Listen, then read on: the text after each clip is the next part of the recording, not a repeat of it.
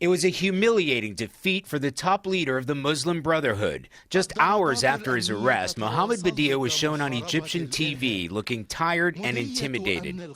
He's charged with inciting violence after the fiery speeches he made in the Muslim Brotherhood's main protest camp. But it's the violence and the government's crackdown to clear protests that's brought international condemnation and calls for the U.S. to suspend its billion-dollar aid package. Today, Interim Foreign Minister Nabil Fahmy told us Egypt is fighting a war against what he called terrorism. Our national security decisions will be determined by our national security perspectives. They will not be determined by whether we get aid from one country to the other. Can you understand why Americans have reluctance? They looked at the events of the past week and said, we can no longer back this interim government.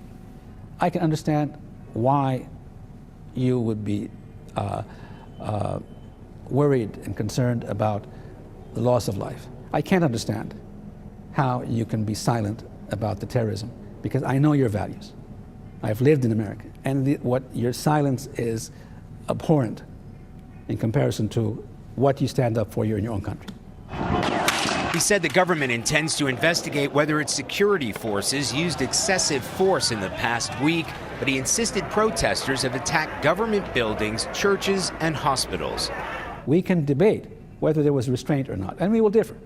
But do you really want to stand up and say shooting into, burning a hospital isn't terrorism? At the same time, are you willing to accept that security forces fired into crowds? Fired into targets, into crowds? I'm sure they did. Fired into targets in crowded areas? I'm sure they did. But they were targeting particular issues, particular people, particular threats. And that the other people in the crowd were collateral damage? There was also shooting from inside the crowd.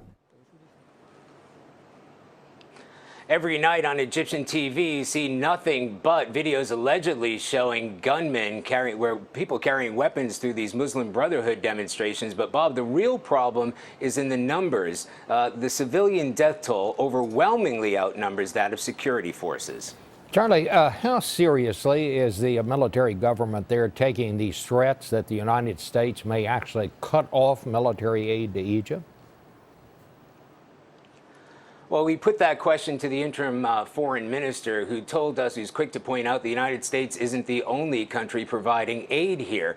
Several countries in the region have actually increased their assistance here, and Saudi Arabia, for one, has said that they will match any losses that the United States may bring, or anybody else for that matter, dollar for dollar. All right. Well, thank you, Charlie.